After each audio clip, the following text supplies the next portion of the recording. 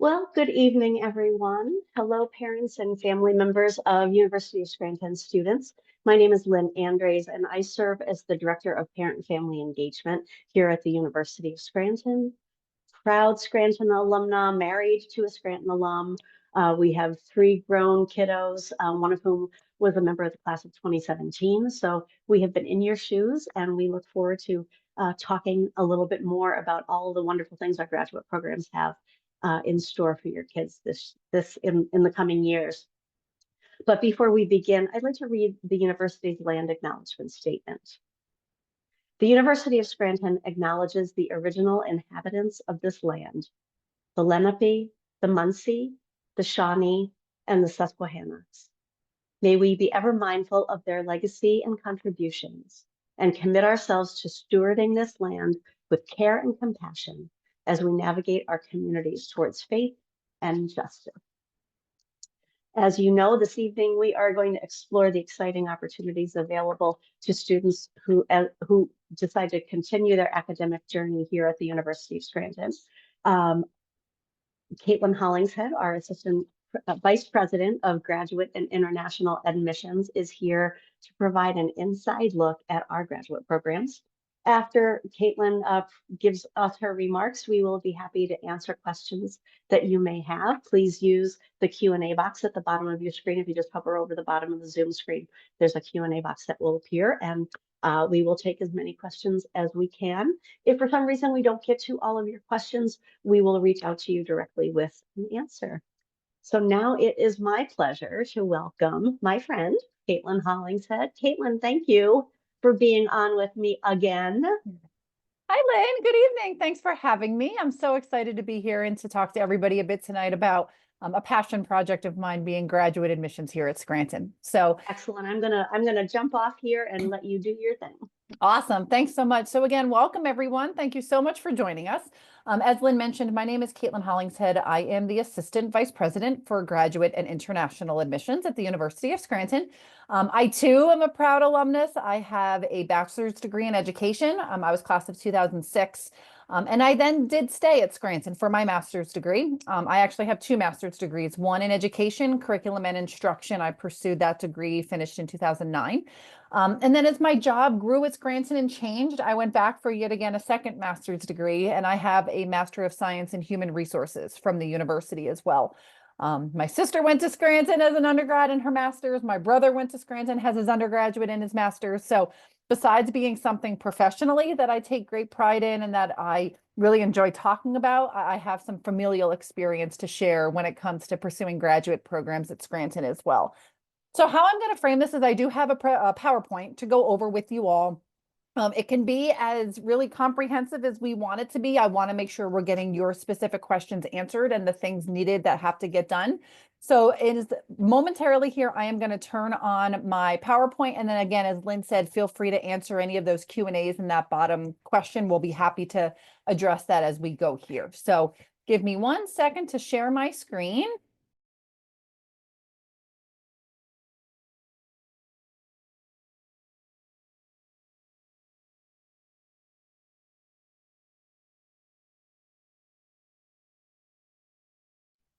Okay, I hope that you all can see my screen. We're going to start from the beginning here. Okay, so some of this you will be very familiar with as parents of current University of Scranton students. We really consider this graduate opportunity as an extension to the undergraduate experience that your sons and daughters would have had at the university. So we have a new undergrad branding now known as Uncommonly Us, that we're focusing on all of the things that make the University of Scranton so uncommonly awesome. And in that context, we're looking at this in this new vein that more uncommonly us, but professionally you. And we're focusing on ways that our students, both our current undergrads, alumni, local people in the area, people pursuing graduate degrees online, can pursue any of the options that we have here at Scranton. So while I know you're all very familiar with the nuts and bolts and the things that your sons and daughters are currently experiencing at Scranton with our undergrad programs, it's important to note that we do have over 30 graduate programs that are offered both on campus and online. Those programs are offered in a face-to-face on-campus modality. You come to campus, courses are typically offered in the evenings. Typically Monday through Thursday, 4:30 to 7:20 or 7:10, 7:20 till 10 o'clock. And then we also have that fully online program and a couple different options with online. So you'll hear some of these buzzwords: synchronous online, asynchronous online. We offer them all. And it really is dependent on the program, dependent on the profession, is really going to determine what modality and what options might be available to you. For our graduate programs, we have about 1,300 grad students that can ebb and flow in any given year, as many as 1,600, depending on an incoming cohort size. But things that we continue to pride ourselves with at the graduate level: 7-to-1 student to faculty ratio. It's very important to us to continue to keep those class sizes small, so that our students have that intimate relationship with their faculty, that they're working on continued research, that they're really working through experiences at the professional level with scholars and practitioners in the field to ensure that they're successful in these fields that they're pursuing. Grad is not like undergrad in the sense that you pick a program and then you might change your major and you might flip around a bit. With grad, the programs are shorter in terms of credit, shorter in terms of numbers of years that might take you to pursue that degree. So you're not going to find people starting in one program and jumping to another. It just typically doesn't happen. Once you get entrenched in that degree program that you're pursuing, you're going to typically persist and stay within that program. And our graduates do have a 100% success rate. So 100% of our graduates from the class of 2023, 2024 is still being calculated, reported as having the outcome that they were looking for, whether that be an advancement in a job, that could be a brand new job as a result of that study. It could be a change of program, whatever it may be, how that student is determining their success, our rate is 100%. So a lot of these things are very comparable to what you're going to see at undergrad in terms of our value and the excellence, accolades that we have that we're very proud of. We continue to be one of the top 10 master's universities in the North for 31 consecutive years by U.S. News and World Report.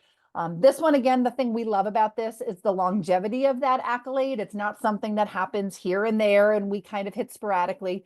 It's been something consistent for the last 31 years. Many of our graduate programs are ranked by U.S. News and World Report as being a best graduate school, and that includes our occupational therapy, our nurse anesthesia, and our physical therapy programs. We have a variety of our MBA specialties that have also been ranked as best graduate schools, including accounting, business analytics, and finance. And then our Master of Accountancy online program has been ranked number 9 in the nation by Fortune magazine, and our Master of Health Informatics was ranked 6th in the nation by Forbes.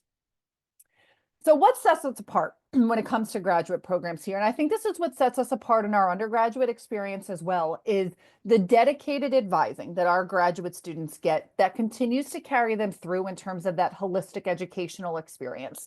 This is not a program where you're going to skirt under the radar and you're going to take these classes and be handed a diploma at the end.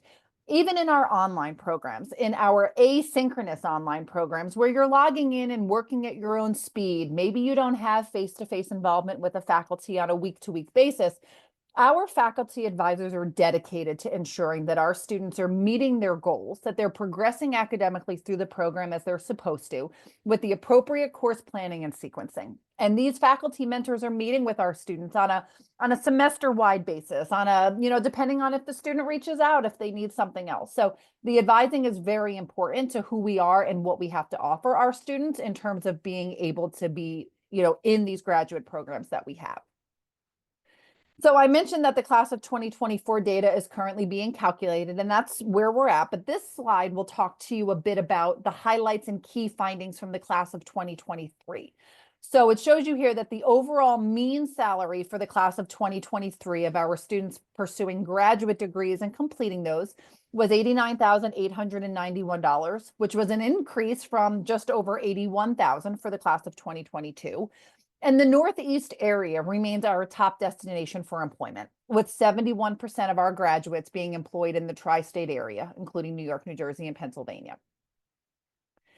So this will be a question that I think a lot of you might be wondering is, well, what is the difference here between what do we have? What are our options? I hear combined accelerated, I hear traditional. What are the differences here? So many of you have students who are now progressing through their undergraduate academic career and hopefully are being talked to with their academic advisors and their advising centers about the opportunity to pursue a combined or accelerated graduate program.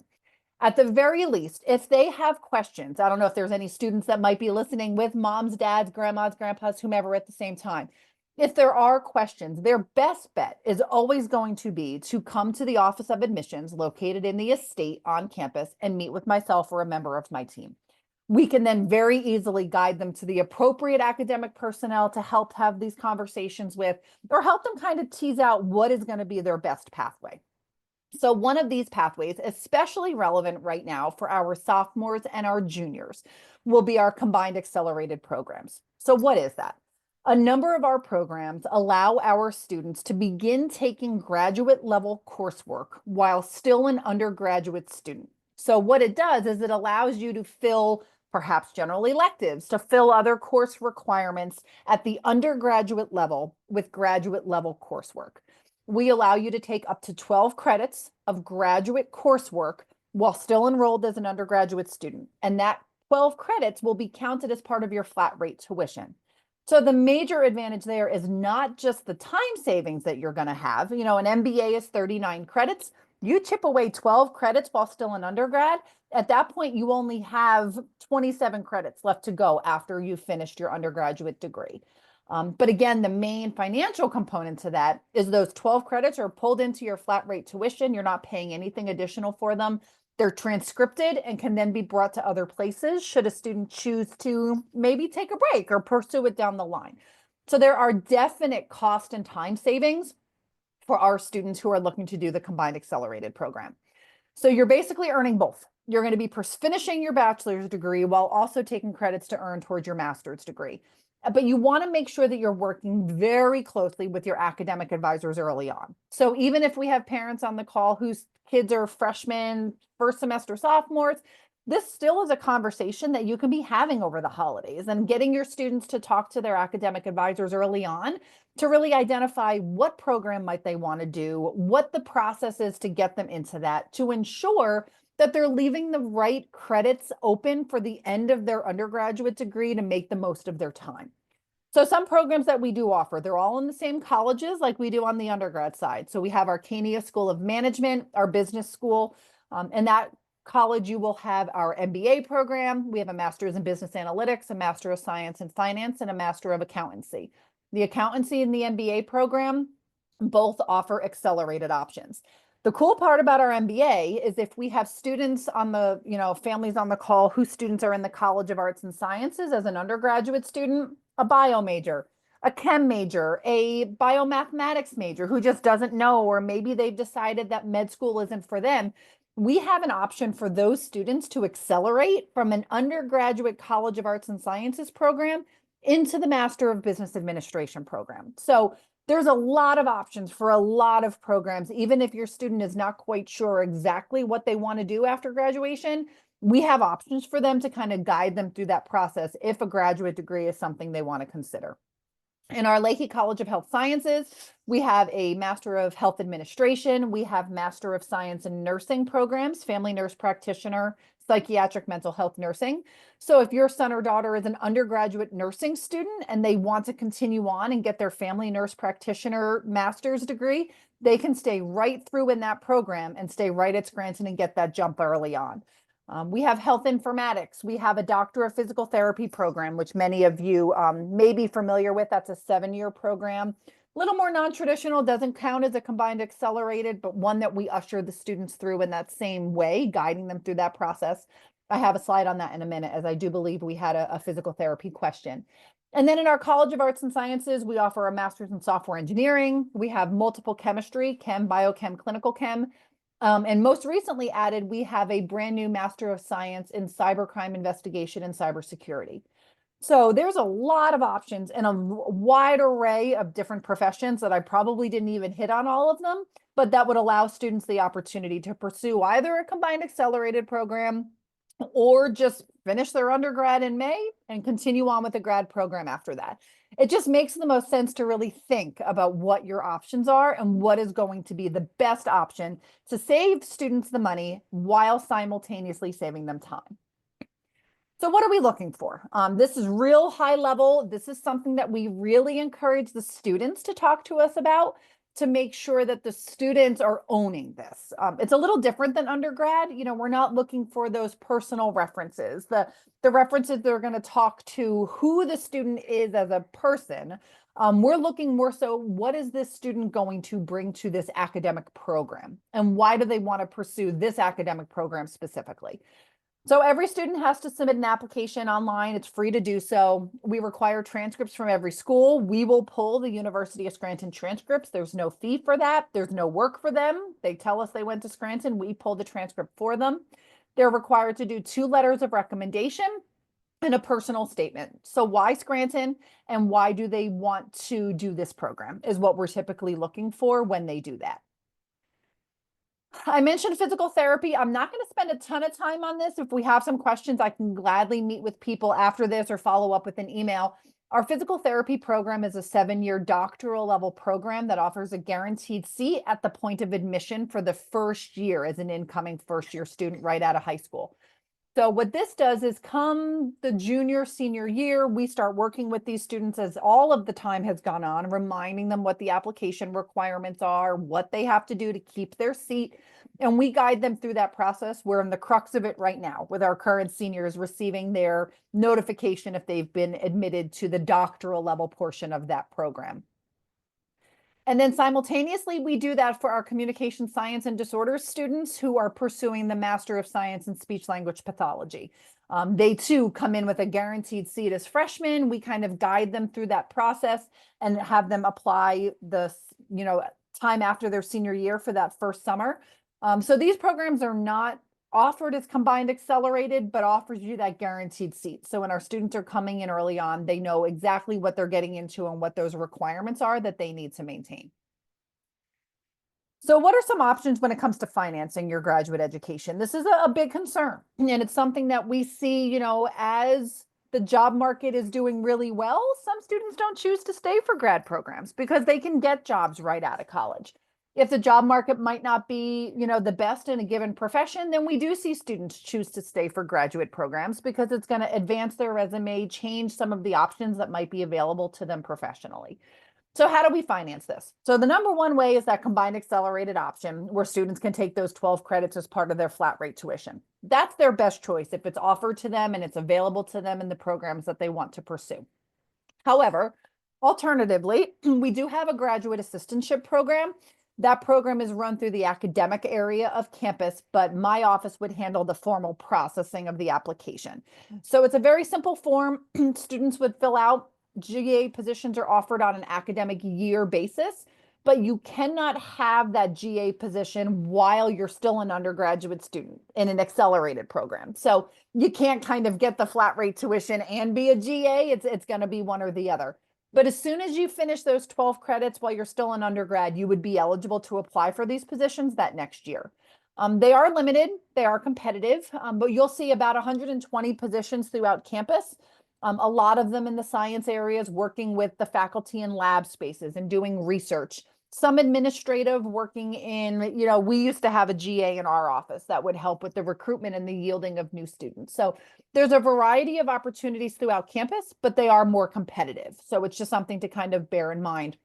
And those would be both a tuition scholarship and a monthly stipend that they would get money to live off of, in addition to having the scholarships on the tuition side as well.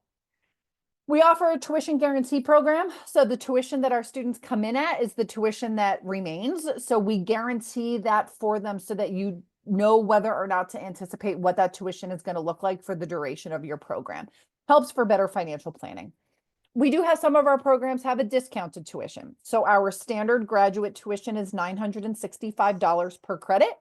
Most of our programs are usually 30 to 36 at the master's level. Our MBA is 39. Our counseling programs are 60 credits. They do lead to licensure. So you need 60 credits to be eligible to be a licensed certified counselor. So that's just the nature of that profession. Taking that into consideration, our counseling programs have a discounted tuition. Our counseling programs are at $757 per credit. So there's a variety of levels of that within each of the programs to kind of account for some opportunities there to save when it comes to different graduate level programs. And we have opportunities that wouldn't really apply a lot to our current students, but there could be a situation where We have an employee partnership agreement where local employers can send their staff to campus to come and get a master's degree at a discounted rate. And then very similar to undergrad, where we have a monthly payment plan option and then loan eligibility by filing the FAFSA. At the graduate level, we don't have that same level of financial aid, either merit-based scholarship or need-based financial. It is simply loan eligibility, where graduate students are eligible to borrow up to $20,500 per year, not based on credit, not based on anything other than, did you file the FAFSA? Are you in a graduate program? If so, you'd be eligible to borrow up to that amount of money. We do consider full-time enrollment 6 credits at the university in any given term. So some of our students like to defer their undergraduate student loans or need to verify that they're a full-time student, and we do consider 6 credits a full-time student. So some upcoming events that we would love for you to share with your sons and daughters, to tell them to make sure they're taking advantage of, understanding they're on campus and they're entrenched in this life day in and day out. There's still a lot of questions that they might have that are very relevant to what their experience is at Scranton, and it's going to change. The grad experience is not just undergrad 2.0. You know, there is some definite higher level work, higher level expectations, you know, a different commitment to the type of work that they're doing. So if they have questions about any of this, we would most definitely encourage them, as I mentioned earlier, to come and speak with myself or a member of our staff. We offer both in-person and virtual personal appointments with our staff during the day, early evenings, to try to work and make sure that we're meeting students where they're at and what works best for their schedule. We do a Master's Monday experience where every other Monday, and this will reconvene again in late February, where they can tour campus. Obviously, our students wouldn't have to do that part of it, but they can meet faculty within the programs that they would be interested in pursuing, and also sit in on a night class for graduate students. So they can kind of see what is it like to be in a graduate level class at the University of Scranton in a specific profession, in a specific academic area. And it might give them a better sense as to if this is something that they really want to definitely pursue. And last but not least, we're hosting a full graduate on-campus open house on Wednesday, April 9th. Our current students are more than, we would love to have them attend that event, meet with faculty, meet with other students, kind of see again what graduate education is at Scranton. It is different, it is an elevated experience, but the heart of who we are and the heart of the type of education that we offer at Scranton remains the same. And it's that holistic approach to who our students are and making sure that we're meeting all of their needs at an academic and social and professional level is what sets us apart from other programs. And I'm hopeful that your students, and I can assure, are experiencing that at the undergraduate level. And it would be a great pleasure to have them continue on at the graduate level and get that experience as well. So this is me. This is, again, my contact information. I'm Caitlin Hollingshead, Assistant VP for Grad and International Admissions. That's my direct email address. You have questions, you know, obviously I'm going to stop sharing in a moment so that I can see your questions in case any did come in while I was presenting. But that's my email. That's my direct extension. Please screenshot, note it. I am happy to answer any questions that your sons, daughters may have. Feel free at any point to send them to my office in the estate. We are there Monday through Friday, 8:30 to 4:30, and love meeting with them to kind of talk about options that they might have to stay at Scranton and continue with that Royal experience. So at this, I am going to stop sharing my screen, and I'm happy to answer any direct questions that anybody may have in relation to any of that. Excellent. Caitlin, once again, you're a wealth of knowledge. One of the questions that did come in, and I think you really did touch on a lot of it from a parent, is do any of their scholarships continue? Do Stafford loans still apply? And are term times the same? That's the one we didn't talk about. What does the semesters and the term time look like? Those are great questions. So the first one, I'm sorry, Lynn, it was the term times, the Stafford. What was the first one? Oh, the Do scholarship. any scholarships, like their undergrad scholarships, carry over? So they do not. The only thing that would carry is if you're that combined accelerated option where you're taking that 12 credits as part of your flat rate tuition. That's where I say that they're free, because they're just embedded right into that undergraduate tuition experience. There's no differentiation there. So that 12 credits works to their advantage to make sure you're taking them, if you can, as part of that undergrad experience.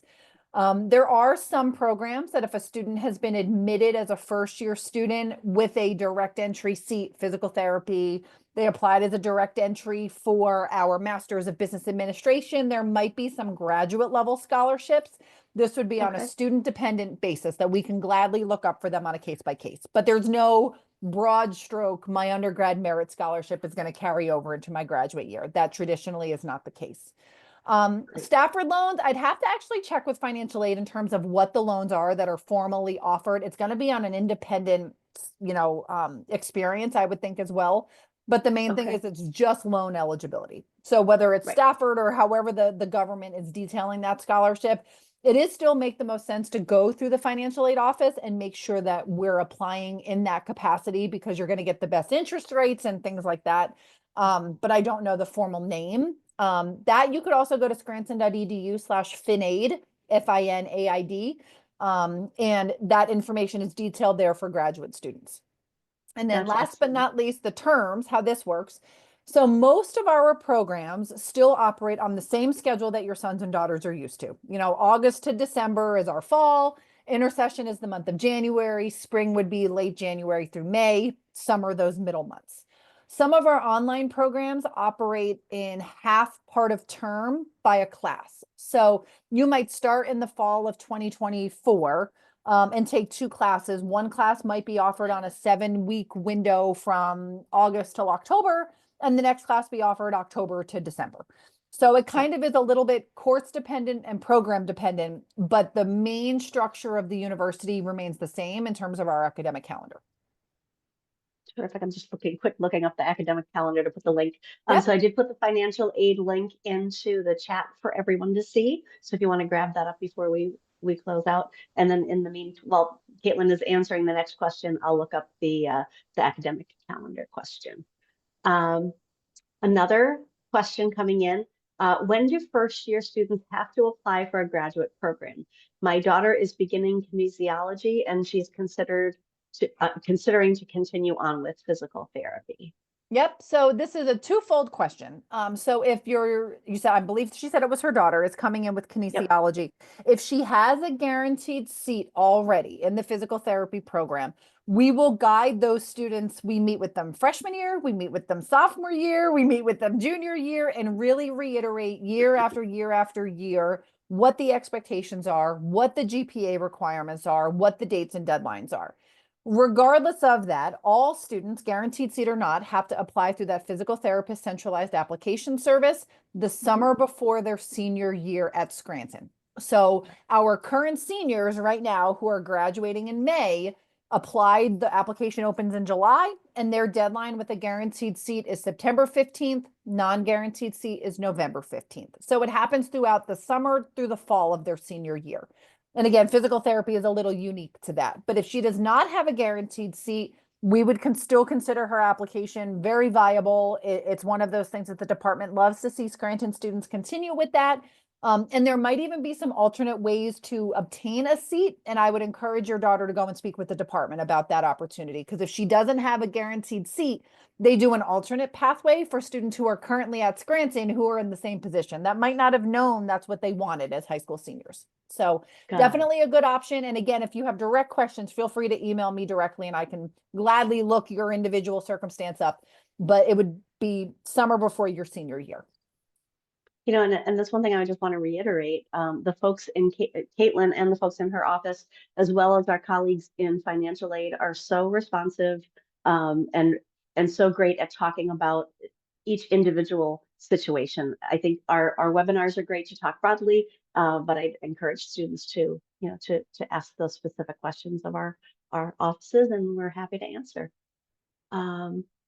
Folks, if you have any more questions, and while you're thinking of more questions, Caitlin, how rigorous is the graduate school programs here at Scranton compared to our undergrad programs? Yeah, I had to find my mute button. So I mean, typically grad is definitely a step up. There used to be a dean years ago that would equate a 3-credit graduate class to that of being 6 credits of undergrad work. That it was kind of like a class and a half, if not a little bit more than that. So the difference is you're meeting once a week traditionally. It's Monday through Thursday, like I mentioned, 4:30 to 7:10, 7:20 till 10 o'clock. So you're getting your 3-hour on the on-campus modality. You're getting your 3 hours of coursework once a week with your faculty. And then from that point forward, you're doing your own independent work and reading and research and assignments and things of that nature. So while I think that 6 credits makes total sense if someone is especially a working professional, much more than that would be very difficult. Physical therapy is full-time, so you have no choice but to do that. And those students are taking a lot more credits than just 6. That's a very unique and isolated program. But it's definitely more advanced. It's definitely, the expectation is higher. The workload is more intensive, but it's good. It's good intensive, and it's very inquisitive, and it's very, it's challenging to make sure that the work that you're doing is meaningful. Excellent. And I think our undergraduate programs certainly are preparing our students for graduate work here at Scranton. Another question, the FAFSA was filled out independently. Can that result in need-based aid, even though there wasn't any during undergrad? Yeah, sure. So And is need-based that aid, typical? yeah, again, needed-based aid at the graduate level is not the same. It's not awarded the same. So it's not looked Got at, on the undergrad side, we're looking at grants and loans and federal and state and all of these different things. At the graduate level, it's simply you fill out the FAFSA. This is the amount of money that you're eligible for, but it's based solely on loans. There are no grants. There's no extra money that doesn't have to be paid back. The FAFSA would make you eligible for purely that, just loans. So it's not based on an expected family contribution or a new SAI with that new FAFSA. Mhm. It doesn't have the same context to that. It's simply file the FAFSA. Are you registered for graduate coursework in a program? Here's the loan money that you'd be eligible for. So most definitely, like I said, it's different, but that amount is there even if you were not eligible for need-based aid as an undergraduate. Excellent. Another question, are the faculty members the same for our graduate programs as they are for the undergrads? Oh, I've muted myself. It's interesting. Scranton is set up in a unique way where we don't identify our faculty as graduate faculty or undergraduate faculty. We have faculty at Scranton. So it's going to be a little bit program specific. It's going to be based on, our counseling faculty. You're going to see more of those at the graduate level that might not cross over to undergrad. The business are going to teach all of it. They're going to do some master's level programs. They're going to do some MBA. They're going to teach in the undergrad. So it's a little program specific, but we don't have faculty that are purely identified as graduate faculty at Scranton. What I can say is you're going to have faculty who are practitioners, who are people who are in this field that you're pursuing a master's degree in, working and doing research and doing advanced level type work within those fields. So I hope I answered that, but it is a little different. We don't have graduate faculty at Scranton. They're all embedded throughout the entire educational experience. Great, thank you. Do students graduate presenting a research paper or thesis, or is it based on exams or just finishing their credits? Again, that'll be It might be program. different. Yeah, it's going to be program specific. So, I did education. And at the time I was able to choose, do I want to do a thesis or do I want to do 6 credits of extra coursework? And that was my choice to do. I chose the 6 credits. Our chemistry programs, have a research track or a regular track. So the regular track is going to be one option. The research track is going to be a thesis. So it really is dependent on the profession and dependent on the degree. But I would really, and it's going to depend too, does it make you eligible for licensure like counseling does? So each of that is really going to be program specific. But there's options throughout all of those dependent on the program. We have so many great support services here on campus for our undergraduate students. Caitlin, can you talk a little bit about what services are available for our grad students as far as advising and mental health care, et cetera? What can you share about that? Yeah, sure. So I think our students are unique in the sense that they know what these services are available to them as undergrad students, and they carry over. So the ability for students to use the library, to use the Center for Learning Excellence for tutoring, and not just receiving tutoring, but being a tutor is an option as well for our graduate students. our mental health services and our Center for Health Education and Wellness. All of those opportunities are available for our graduate students. So we have a graduate, I want to say student council. That's not really the word. I don't remember what they call themselves now, but there's student involvement. There's representation on different committees throughout campus. So it's, again, taking the undergraduate experience and changing it a bit, but making it comparable so that it's an all-inclusive experience. Excellent. That's good to hear. That's good to hear. What role can our parents and family members play in supporting their grad students? You know, we talk a lot about how our families are so important to the lives of our undergrads, but can you talk a little bit about graduate school? Yeah, so this is a challenging one because it's not as routine, I would say. It's Yeah. not just simply an extension of kind of what it is. We really put the onus on grad school. I do have moms and dads call me and they're, can I check on so and so's application?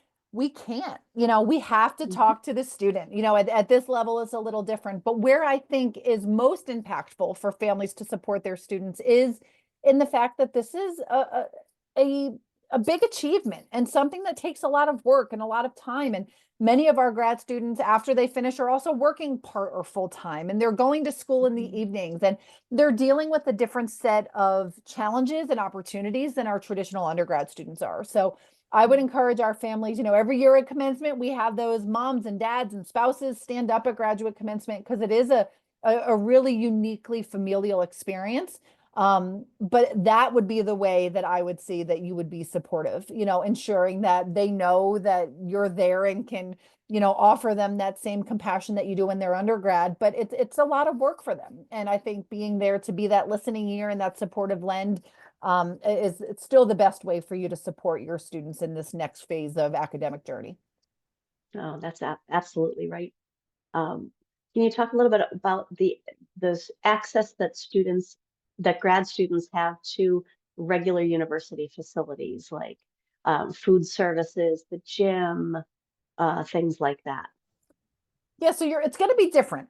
So again, physical therapy, you're all in. Those students are here full time. They're living, eating, breathing on campus. They might be a little different. Your traditional grad students who are coming to campus for evenings, are going to, get a parking permit, park on campus, park on the street, eat in the student center. Most of them are not going to have meal plans. At that point, it's going to kind of be an ad hoc. Where do you want to eat? Where are you meeting your friends and your classmates?